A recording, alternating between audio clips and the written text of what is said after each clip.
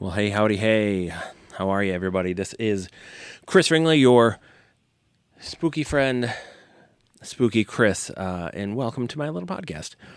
It is November 2022. It's just after the elections. Boy, oh boy. I mean, I'm sure we're all a little glad the elections are over, whatever leanings you may have. Getting text messages begging for money from rich folks and kind of like raising alarms as if the end of the world is coming is not the most fun.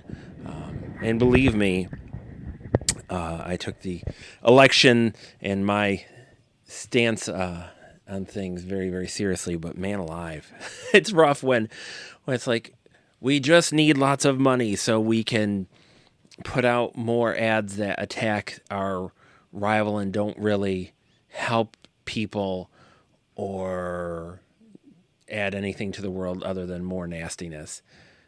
And unfortunately, it's the game that you have to play with all of this. It's just kind of part and parcel with it, and which is the grossest thing, And obviously, there are books and probably classes and all kinds of stuff to pinpoint when this happened or that happened or when things took a turn. I'm sure many would point to when they had the televised debates and I believe it was Nixon looked too sweaty and he just didn't look well.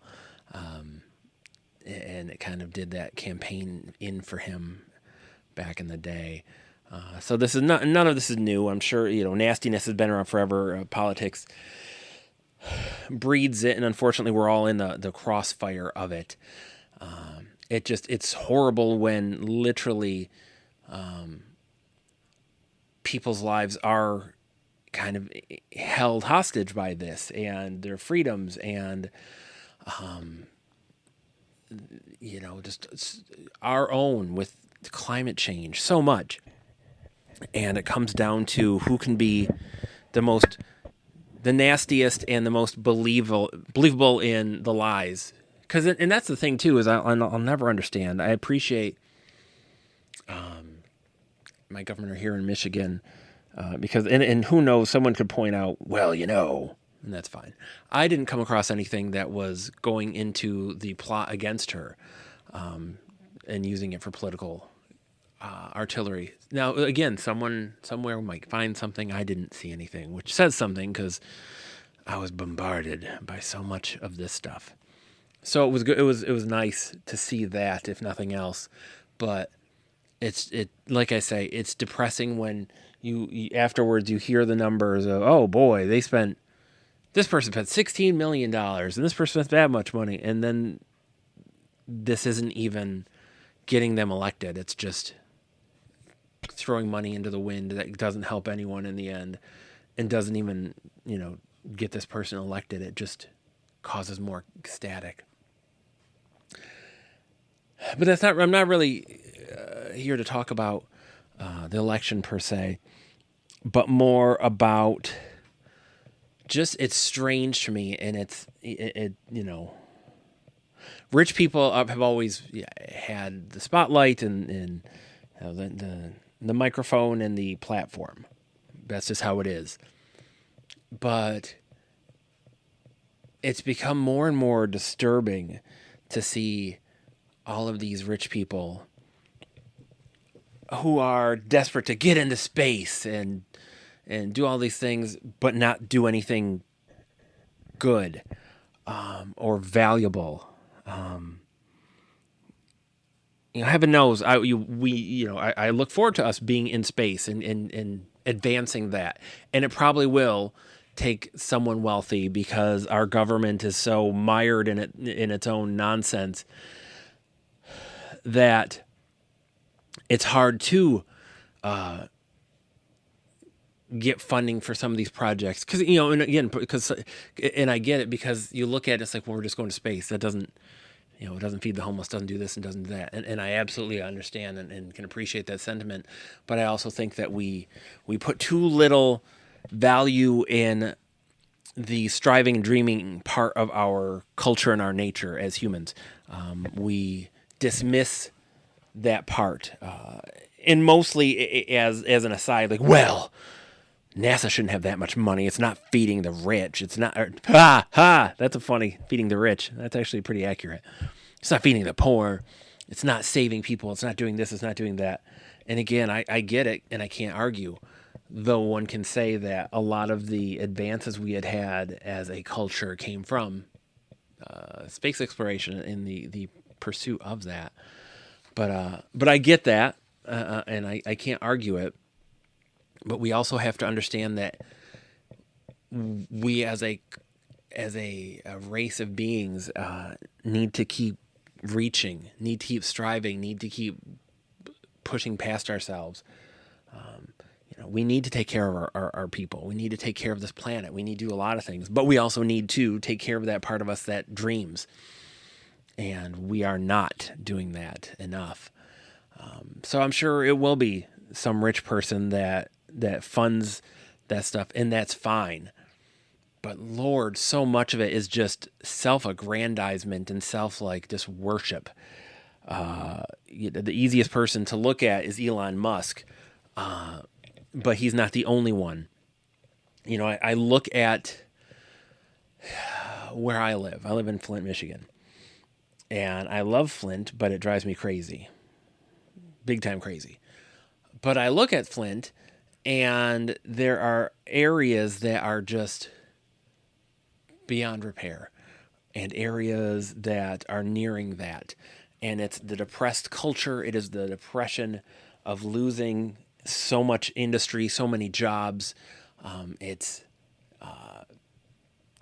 generation born into poverty and desperation, with nothing to look forward to and nowhere to look towards for hope or help. So I get it, and it's one of those things. There's so many rental houses in these areas now, and I don't have a problem with people wanting to rent, because you should want to better your situation. The problem is with renters that don't care about anything, and owners that just are cashing that government check. And you get a lot of both.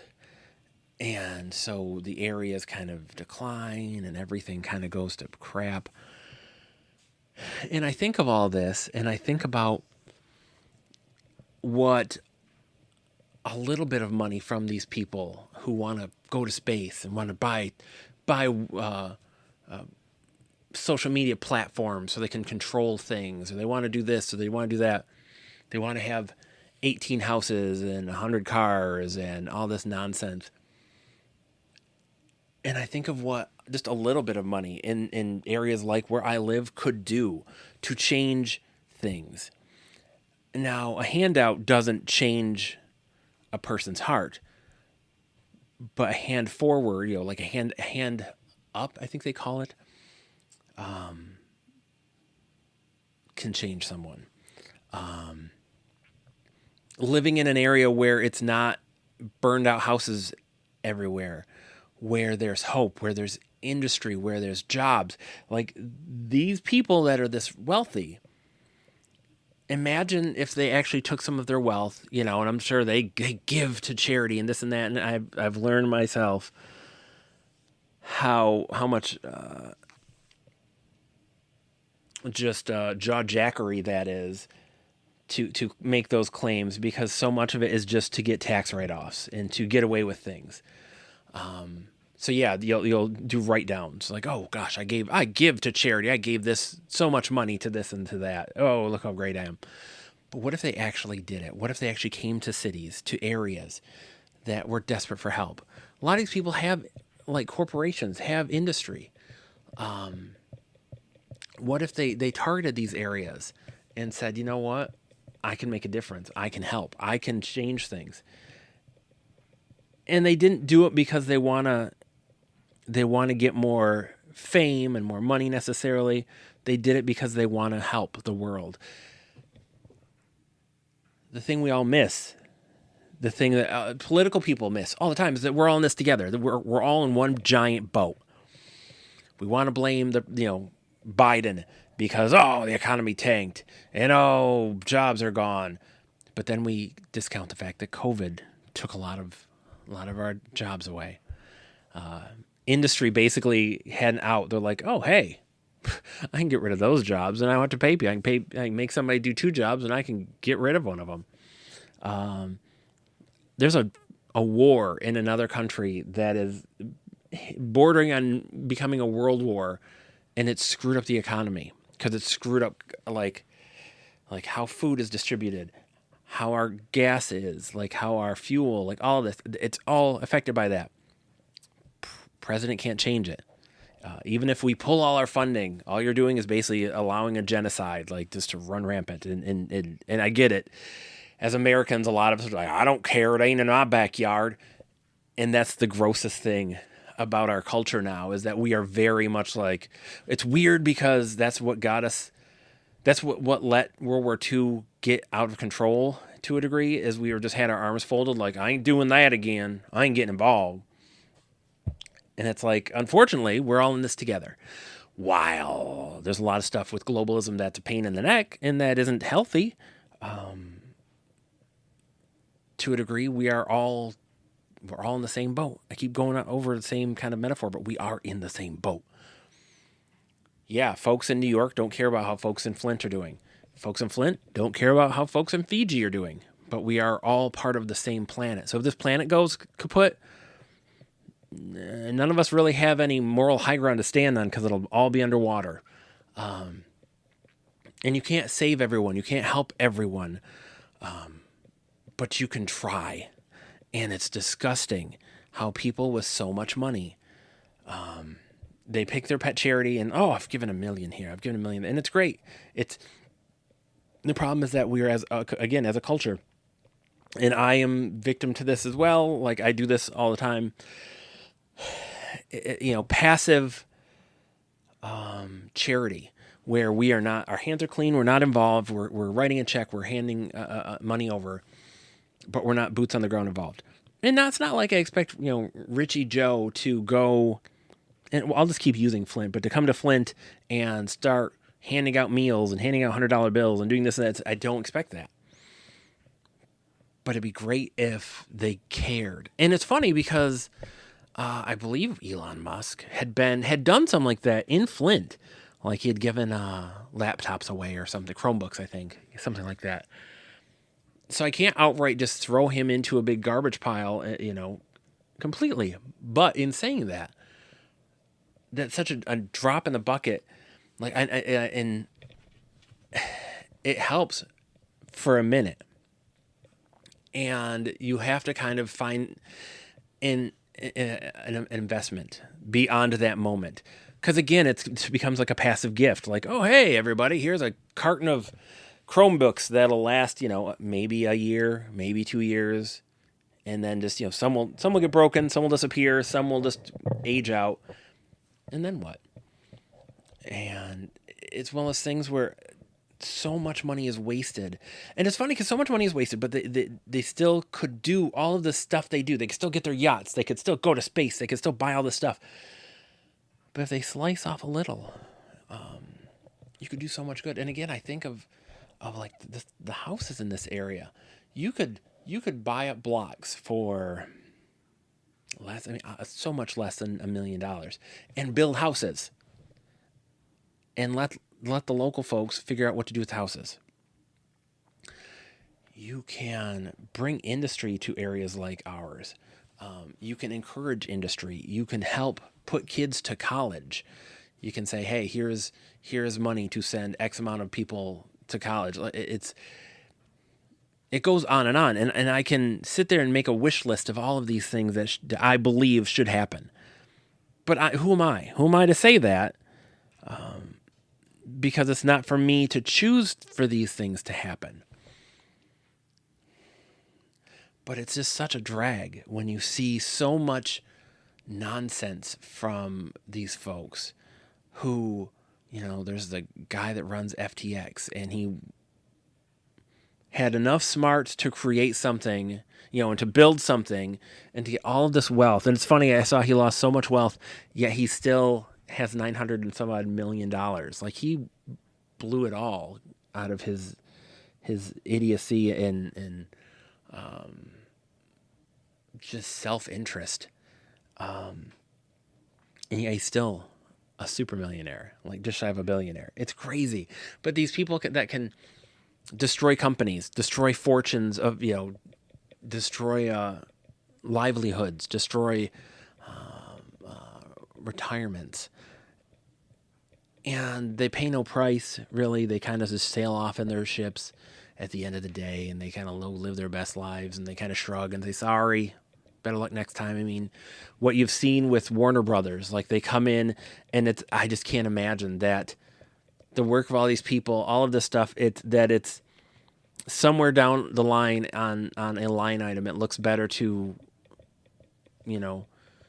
take a dump on $100 million of a movie you decided you didn't want to put out, and to just shelve it into other projects, and that looks better for the taxes than to just put the product out and just, if it doesn't work out, just better luck next time. We'll make better investments next time. It's just crazy. It's crazy how all of this works. It's frustrating. It's frustrating seeing how many of our cities are falling apart, and we turn to the government, and some of us are like, I want small government, and then others are, I want government to take care of everything. And in the end, it's not. The government can't take care of everything, whether we'd like it to or not. And private people who have the money, who have the connections, the wealth, that can come into areas, and especially like folks that are from areas where they had connections to, and they could do so much, and they just kind of meh. And gosh, it's weird. Michael Moore, made his name on Flint, and definitely leaned into that for years and years and years, and made a lot of movies talking about Flint. But there was a point, and he just kind of stopped coming back. Like, he had family in the area. He's from a suburb of Flint, but and I'm sure I know he had done things here and there, but I know a whole lot of filmmakers that have big dreams and could have used someone like that, their knowledge, their connections, their passion, to help them. But he went to a kind of bed and breakfast community to start a big film festival and to kind of live his best life there. And hey, man, you do you. But it's weird. And I will say this too. No one is necessarily responsible for anybody but themselves. So it's not like you have to do these things. How dare you? But it's interesting that he, like so many others, like kind of made their dime off of us and then adiosed. And, the area he lives in now and is kind of building up didn't really need him, whereas we did. And again, it's not to pick on him. It's not to pick on Elon Musk. It's not to pick on anybody particularly. It's just the idea of folks that have power, that have wealth, that have talent, and they stay where it's comfortable in every which way but loose. I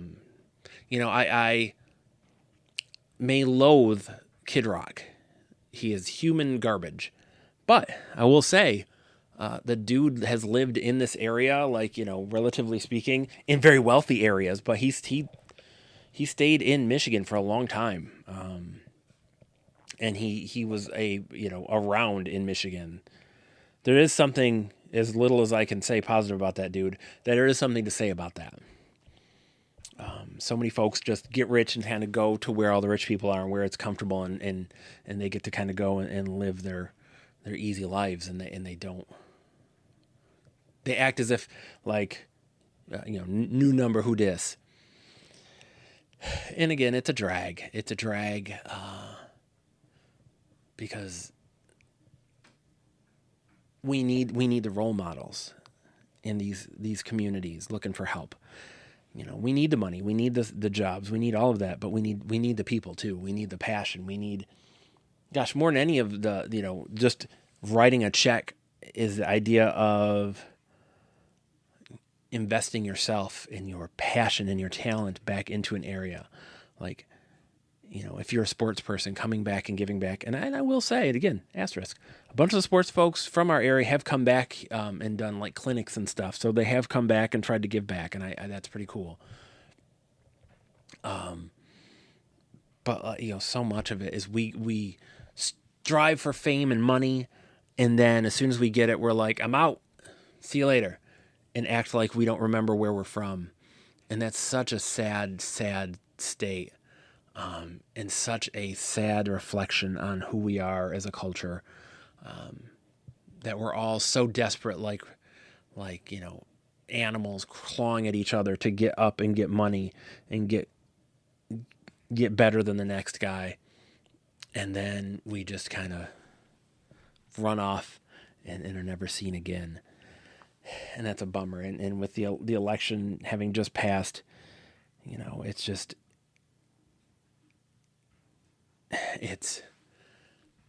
it's like the same, it's like a merry-go-round, and none of the stops are in a good spot. It's 3 steps forward, 4 steps back. And we're in a time where we need the people with the resources to start pulling their weight, because the average people can't do it right now. We're struggling to work. We're struggling to survive, to find the light in the darkness. And it takes someone that doesn't have to worry about how are they going to feed the kids? How are they going to make it to work? How are they going to pay their house note? It takes those people that don't have to worry about that to invest into humanity and into our country and our culture and the world to try to save us from ourselves. And there's always hope. As pessimistic as I am, there's always hope. There's always hope for all of us, for the worst of us and the best of us. And there's hope for things to get better. But man alive, it's going to take some people investing more than just a check once in a while, like an absent parent trying to pay for their kid to save us and to really make a difference. Friends, I am the one and only Spooky Chris. You can find my stuff at spookychris.com. I'm an author. Just finished a new book. It'll be out in 2023, so a whole lot of books coming out in 2023. I'm a podcaster, filmmaker, all around ne'er-do-well. You can, like I say, find my stuff at spookychris.com. I hope you are well. I hope you are safe. I hope you're relatively happy, and I will talk to you sooner than you think. Take care.